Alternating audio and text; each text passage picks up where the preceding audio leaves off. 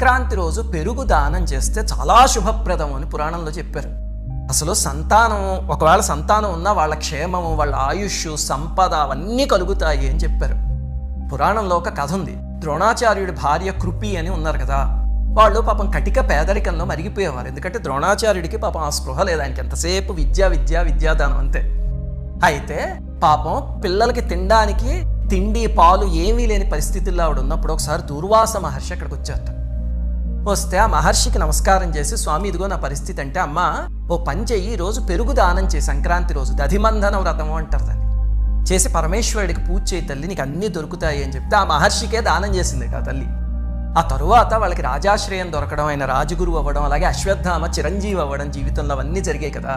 అందుకని పెరుగు దానం చేస్తే చాలా ఉత్తమం. ఎవరైనా ఒక మంచి వాళ్ళు చూసి వాళ్ళకి చక్కటి పెరుగుని దానం చేయండి. అలాగని ఎవరైనా దానం చేసినా మీరు తీసుకోండి, ఏ మాత్రం దోషం లేదు, హాయిగా తీసుకోవచ్చు.